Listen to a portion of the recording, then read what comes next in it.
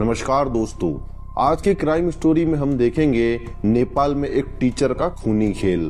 19 साल की लड़की के कत्ल का सबसे खौफनाक किस्सा। फिरौती भी ली और जान भी। ये किस्सा करीब 13 साल पुराना है। नेपाल के इतिहास की शायद सबसे खूनी कहानी भी कहलाती है। अगर नेपाल के राजशाही खानदान के कत्ल के किस्से को अगर अलग कर दिया जाए तो ये कहानी है जिसको लेकर पूरे नेपाल में जबरदस्त गुस्सा देखने को मिला था। नेपाल के स्कूल और कॉलेजों के छात्र और छात्राओं ने इस किस्से को लेकर पूरे देश में तरह तरह से अपना गुस्सा जाहिर किया था।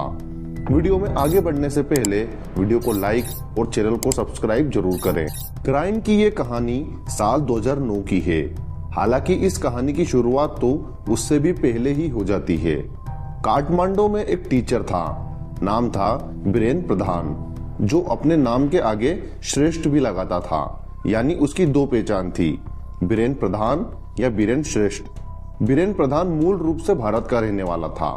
भारत के दार्जिलिंग के इलाके से वो करीब 20 साल पहले नेपाल चला गया था और वहां एक कॉलेज में साइंस का टीचर बन गया था। खाते पीते घर से ताल्लुक रखने वाले बीरेन प्रधान ने जल्दी ही नेपाल में अपना एक घर भी बना लिया था और अपने घर के कई हिस्सों को किराए पर दे दिया था। उसके घर के किराएदारों में से एक परिवार था श्रीवास्तव परिवार। उस परिवार में पति पत्नी के साथ उनकी एक बेटी भी थी जो स्कूल में पढ़ रही थी। नाम था ख्याति श्रीवास्तव। ख्याति पढ़ने लिखने में काफी तेज थी। 10वीं पास करने के बाद ख्याति कॉलेज में पहुंची। इसी बीच बीरेन प्रधान ने अपना वो घर बेच दिया जिसमें ख्याति और उसके माता पिता के साथ साथ दूसरे किराएदार भी रह रहे थे। बीरेन के मकान बेचने की वजह से किराएदारों को घर छोड़ना पड़ा। ख्याति श्रीवास्तव का परिवार बिरत नगर में जाकर किराए पर रहने लगा, जबकि बीरेन प्रधान किसी दूसरे इलाके में रहने लगा। अपनी सियानी होती बेटी की आगे की पढ़ाई की खातिर ख्याति के माता पिता बिरत नगर से काठमांडू चले गए और वहां एक किराए के मकान में रहने लगे और ख्याति का दाखिला जुबिलियंट कॉलेज रिसर्च सेंटर में करवा दिया जाता है। इसी बीच 5 जून 2009 को ख्याति के पास उसके फोन पर एक मैसेज मिलता है जिसमें महिलाओं की पत्रिका की तरफ से उसे लकी ड्रा में इनाम मिलने की सूचना दी गई थी। मैसेज के मुताबिक इनाम के तौर पर उसे 20,000 नेपाली रुपए के अलावा नेपाल के सबसे खूबसूरत पर्यटक स्थल पोखरा जाने का टिकट देने की बात की थी। हालांकि ख्याति के लिए ये बात बेहद चौंकाने वाली थी, लेकिन महिलाओं की पत्रिका की तरफ से इनाम दिए जाने की बात को लेकर थोड़ा निश्चित रहती है। उसके पास एक अनजान लड़की की तरफ से कॉल आता है जिसमें कहा जाता है कि वो अपने इनाम की रकम और पोखरा का टिकट लेने के लिए दोपहर 1 बजे के आसपास बताए गए पते पर पहुंच जाए। ख्याति अपने माता पिता को इसकी खबर देती है। बेटी को 20,000 रुपए मिलने और पोखरा का रिटर्न टिकट मिलने की बात से माता पिता भी खुश हो जाते हैं। ख्याति अपने घर के नौकर राम के साथ काठमांडू के पुताली सड़क के पते पर दिए गए वक्त पर पहुंच जाती है। नौकर राम उस पते पर ख्याति को पहुंचाकर घर वापस लौट आता है। उस पते पर ख्याति की मुलाकात एक लड़की से होती है जो खुद को मैगजीन का प्रतिनिधि बताती है और इनाम के लिए औपचारिकता पूरी करने का हवाला देकर ख्याति को लेकर पास के एक अपार्टमेंट में चली जाती है। अपार्टमेंट में पहुंचकर ख्याति वहां एक शख्स को देखकर बुरी तरह चौंक जाती है। वो शख्स कोई और नहीं बल्कि बीरेन प्रधान ही था, जो कुछ वक्त पहले तक उसका मकान मालिक हुआ करता था और ख्याति उसे अंकल बुलाती थी। बीरेन प्रधान भी ख्याति को देखकर चौंकने का नाटक करता है। थोड़ी बातचीत के बाद बीरेन प्रधान ख्याति को कोल्ड ड्रिंक ऑफर करता है। क्योंकि ख्याति पहले से ही बीरेन को पहचानती थी, लिहाजा उसकी ऑफर की गई कोल्ड ड्रिंक बेहिचक होकर पी गई। कोल्ड ड्रिंक पीते ही ख्याति बेहोश हो गई क्योंकि कोल्ड ड्रिंक में बेहोशी की दवा मिली हुई थी। ख्याति के बेहोश होने के बाद उसका कोई पता नहीं चलता। उधर वक्त गुजरता जाता है। दोपहर से शाम हो जाती है, लेकिन ख्याति घर नहीं लौटती तो उसके घर वाले परेशान होने लगते हैं। अपनी बेटी की तलाश में माता पिता दोनों ही भटकने लगते हैं। तभी शाम के वक्त ख्याति के पिता के मोबाइल पर एक मैसेज आता है।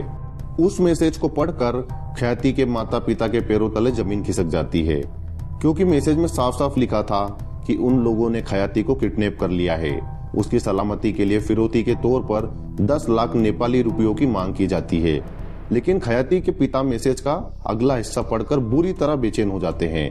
उसमें साफ साफ लिखा था कि अगर इस बारे में किसी को खबर दी तो ख्याति जिंदा नहीं बचेगी। एकलौती बेटी के इस तरह अगवा किए जाने की इत्तला मिलने के बाद घबराए हुए खयाती के पिता अपनी पत्नी से बात करते हैं। पति पत्नी इस सोच में थे कि अगर उन्होंने कहीं इस बारे में पुलिस को बताया तो किडनैपर्स उनकी बेटी को मार न डाले, क्योंकि किडनैपिंग और मर्डर के ऐसे अनगिनत किस्से उन्होंने देख और सुन रखे थे। किडनैपिंग के ऐसे मामलों में अक्सर यही देखने को मिलता है कि जैसे ही किडनैपर्स को खतरा महसूस होता है तो उसकी जान खतरे में पड़ जाती है जिसे अगवा किया होता है। लिहाजा पति पत्नी तय करते हैं कि वो पुलिस को इस किडनैपिंग की इत्तला नहीं देंगे, बल्कि 10 लाख रुपए का इंतजाम करने में जुट जाते हैं, क्योंकि मैसेज में लिखा हुआ था कि पैसों का इंतजाम होने के बाद वो लोग उन्हें आगे का रास्ता बताएंगे। अगले रोज सुबह खयाती के पिता को एक मैसेज मिलता है। उस मैसेज के मुताबिक खयाती के पिता को पैसों के साथ एक तय जगह बुटवाल पर पहुंचने को निर्देश दिया जाता है। जैसे ही खयाती के घर वाले बुटवाल पहुंचते हैं, उन्हें मैसेज के जरिए बताया जाता है कि बुटवाल की जगह चितवन पहुंचे। जैसे ही लोग चितवन पहुंचते हैं तो वहां फिर उन्हें एक मैसेज मिलता है जिसमें कहा गया था कि अब वो लोग सुनोली पहुंचे।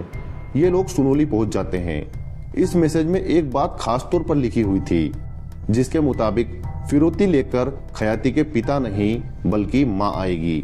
माँ अपने नौकर राम को साथ लेकर फिरौती के 10 लाख रुपए साथ लेकर बताई गई जगहों पर पहुंच जाती है, लेकिन एक जगह से दूसरी जगह उसे बार बार आने का मैसेज मिलता रहा। सुनोली पहुंचने के बाद खयाती की माँ को फिर एक मैसेज मिलता है कि आप दार्जिलिंग पहुंचिए। ये लोग बॉर्डर पार करके दार्जिलिंग जाते हैं। दार्जिलिंग पहुंचने के बाद उन्हें फिर एक मैसेज मिलता है जिसके मुताबिक उन्हें काकर भिट्टा पहुंचने को कहा जाता है। ये दोनों पैसों के साथ काकर भिट्टा पहुंच जाते हैं। काकर भिट्टा पहुंचने पर इन्हें एक होटल का पता दिया जाता है। कहा जाता है कि आपको कोई आदमी मिलेगा। खयाती की माँ दिए गए होटल के पते पर पहुंचती है तो वहीं उसकी नजर बीरेन पर पड़ती है। वो सोचती है, लेकिन तभी उनको एक मैसेज मिलता है कि पैसों के साथ नौकर राम को होटल के एक खास हिस्से में भेजने को कहा गया।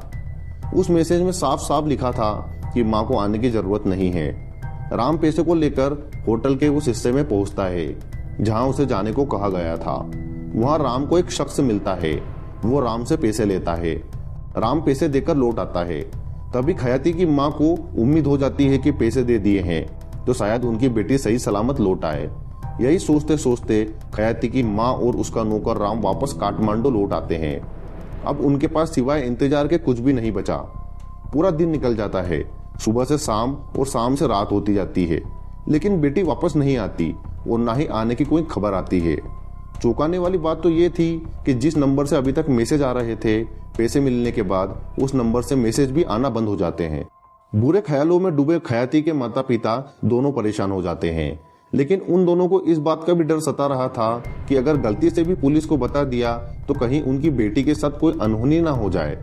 लेकिन जब इंतजार लंबा हो गया और उनके बर्दाश्त की हद हो गई तो मजबूरन माता पिता दोनों पुलिस के पास पहुंच जाते हैं और अपनी बेटी के अगवा किए जाने की रिपोर्ट लिखवाते हैं और साथ ही पुलिस अफसर को पूरा किस्सा सुना देते हैं। पुलिस उन दोनों से पूछताछ करती है और ऐसी बातों का खुलासा करने को कहती है जो उन्हें इस पूरे प्रकरण में सबसे अजीब लगी हो। तब खयाती की माँ काकर भिट्टा के उस होटल में बीरेन प्रधान को देखने की बात कहती है और ये भी कहती है कि बीरेन को देखकर क्यों चौंकी थी। तब पुलिस शक के आधार पर बीरेन प्रधान के बारे में पता लगाना शुरू करती है। पुलिस को पता चलता है कि वो घर पर नहीं है। इस बीच पुलिस की टीम पूरी जानकारी निकाल लेती है और पूरी कुंडली खंगाल लेती है बीरेन प्रधान के बारे में। दिन गुजरते जा रहे थे। खयाती के माता पिता का रो रो कर बुरा हाल हो रहा था और पुलिस की दौड़ भाग भी खाली जाती दिखाई दे रही थी। इसी बीच पुलिस को अलग अलग इलाकों से इंसानी जिस्म के टुकड़े मिलने की खबरें सामने आने लगी थी। हैरानी की बात यह थी कि ये इंसानी लाश के टुकड़े काठमांडू से दूर दूर जंगली और वीरान इलाकों में ही मिल रहे थे। कहीं हाथ के 2 टुकड़े मिलते हैं तो कहीं पेड़ के 3 टुकड़े मिलते हैं। पुलिस इन टुकड़ों को समेटती रहती है। खयाती को लापता हुए 15 दिन गुजर जाते हैं। इसी बीच पुलिस को कुछ राहगीरों ने एक इंसानी सिर के मिलने की इत्तला दी जो पूरी तरह से खराब हो चुका था। उससे इंसान की पहचान करना मुमकिन नहीं था। पुलिस उस सिर को भी दूसरे इंसानी लाश के टुकड़ों की तरह उठाकर रख लेती है। इसी बीच पुलिस को मुखबिर से बीरेन प्रधान का पता चल जाता है और पुलिस दबिश डालकर उसको दबोच लेती है। पुलिस की पकड़ में आने के बाद बीरेन प्रधान को पुलिस के सवालों का सामना करना पड़ रहा था। ब्रेन पुलिस से ज्यादातर सवालों के जवाब तो दे देता है, लेकिन वो उन सवालों के जवाब नहीं दे पाता कि आखिर वो उस होटल में क्यों गया और वहां क्या कर रहा था। इस मामले की तफ्तीश नेपाल पुलिस के क्राइम ब्रांच को सौंप दी जाती है, तो वो ब्रेन प्रधान से सख्ती से पूछताछ करती है। पुलिस की सख्ती से की गई पूछताछ के बाद ब्रेन प्रधान टूट जाता है और फिर वो कहानी सामने आती है जिससे पूरा नेपाल हिल गया था। असल में ब्रेन प्रधान पैसे वाले परिवार से था, काठमांडू में साइंस का टीचर भी था और वहीं एक मकान बनवा कर उसमें किराएदार भी रख रखे थे, लिहाजा उसकी अच्छी खासी कमाई हो जाती थी। इसी बीच ब्रेन प्रधान को जुए की लत लग गई। वो काठमांडू के कसिनो में खूब जुआ खेलता और हार जाता। वो इतनी रकम हार गया कि उस पर अच्छा खासा कर्जा हो गया। उस कर्जे से छुटकारा पाने के लिए ब्रेन ने काठमांडू को अपना घर भी बेच दिया और किराए के मकान में रहने लगा, मगर उसका कर्ज फिर भी नहीं उतरा। तब उसने एक जुर्म करने का इरादा किया जिससे वो इतनी रकम उगा सके जिससे उसका कर्ज भी उतर जाए और उसे जुए के लिए रकम भी मिल जाए। 5 जून 2009 से कुछ रोज पहले ही ब्रेन को यह पता चलता है कि खयाती के माता पिता उसे लेकर काठमांडू आ गए हैं और वहां किराए के मकान में रह रहे हैं। लिहाजा ब्रेन उनसे मिलने के लिए खयाती के घर पहुंचा। यहाँ पहुंचने के बाद ब्रेन को पता चलता है कि खयाती के माता पिता ने अपनी बेटी को लेकर बड़े बड़े सपने पाल रखे हैं। क्योंकि वो पढ़ने लिखने में तेज थी, लिहाजा माता पिता ने अपनी बच्चे को आगे विदेश में भेजकर पढ़ाने लिखाने का इरादा कर लिया था और इसके लिए उन लोगों ने अपनी कुछ जायदाद भी बेच दी थी। ब्रेन प्रधान को जब ये पता चला कि खयाती के माता पिता के पास अच्छी खासी रकम मौजूद है, तो उसके दिमाग में एक साजिश की बुनियाद पड़ती है और तब उसने फिरौती के लिए खयाती को किडनैप करने का प्लान बनाया। ब्रेन की इस साजिश में एक और स्टूडेंट भी शामिल थी, उसका नाम था मेरिना शाकिया। इत्तेफाक से वो भी 18-19 साल की ही थी और उसी स्कूल में पढ़ती थी जहां ब्रेन पढ़ाता था। पैसों का लालच देकर ब्रेन ने उस लड़की को अपनी साजिश में शामिल कर लिया और तब फोन करने के लिए ब्रेन ने उस लड़की का इस्तेमाल किया। मेरिना ने ही 5 जून 2009 को खयाती को फोन करके उसे इनाम जीतने की खबर दी थी और उसे फोन करके अपने पास बुलाया था और खयाती के वहां पहुंचने के बाद उसे लेकर ब्रेन के पास तक गई थी। बस मेरिना का किस्सा यहीं तक था। मेरिना के वहां से जाने के बाद ब्रेन ने बेहोश खयाती की गला घोटकर हत्या की और फिर ब्रेन ने खयाती के शरीर के टुकड़े किए। उन टुकड़ों को काठमांडू के करीब 17 किलोमीटर के दायरे में अलग अलग हिस्सों में जंगलों में फेंक दिया। ब्रेन का इरादा यही था कि लाश के टुकड़ों को बीनते बीनते पुलिस परेशान हो जाएगी। अगर वो इन टुकड़ों को आपस में जोड़ेगी भी तो लाश की पहचान नहीं हो सकेगी और पुलिस उलझकर रह जाएगी। इस मामले का सबसे हैरतअंगेज पहलू यही है कि खयाती के बेहोश होने के महज 1 घंटे के भीतर ही ब्रेन ने उसका कत्ल कर दिया था और हत्या के करीब 4 से 5 घंटों के बाद उसने खयाती की लाश को टुकड़ों में तब्दील कर दिया था और उसके बाद उसने फिरौती का पहला मैसेज किया था। यानी खयाती को मारने के बाद उसकी सही सलामत वापसी के लिए 10 लाख रुपए उसने मांगे थे। इस कत्ल के खुलासे के बाद नेपाल के छात्रों और छात्राओं में जबरदस्त गुस्सा था। वो ब्रेन प्रधान और मेरिना शाकिया को हाथों हाथ मारकर इंसाफ की गुहार लगा रहे थे। कई बार दोनों को कोर्ट के रास्ते में लोगों ने हमला तक किया, जिसकी वजह से पुलिस को बहुत परेशानियों का सामना करना पड़ा। क्या अजीब इत्तेफाक है कि ब्रेन प्रधान और मेरिना शाकिया को भी पुलिस ने उसी जेल में बंद किया जिसमें बिकनी किलर चार्ल्स सोबराज बंद है। उधर अदालत ने भी इस मामले में बहुत तेजी दिखाई और 1 साल के भीतर ही फैसला भी सुना दिया। खयाती को अगवा करने और उसका कत्ल करने के इल्जाम में अदालत ने ब्रेन प्रधान को 39 साल की सजा सुनाई, जबकि इस कत्ल के मामले में अदालत ने मेरिना शाकिया को 20 साल की सजा सुनाई। हालांकि मेरिना शाकिया ने अदालत के सामने कहा कि उसे ब्रेन ने धमकी दी थी और साथ ही उसे कत्ल के बारे में कुछ भी पता नहीं था, लेकिन अदालत ने उसकी इस दलील को नहीं माना। नेपाल के इतिहास में यह शायद एकलौता ऐसा मर्डर केस है जिसने लोगों को बुरी तरह झंझोर कर रख दिया था। क्राइम की इस कहानी के बारे में आपकी क्या राय है? कमेंट कर अपनी राय जरूर दें।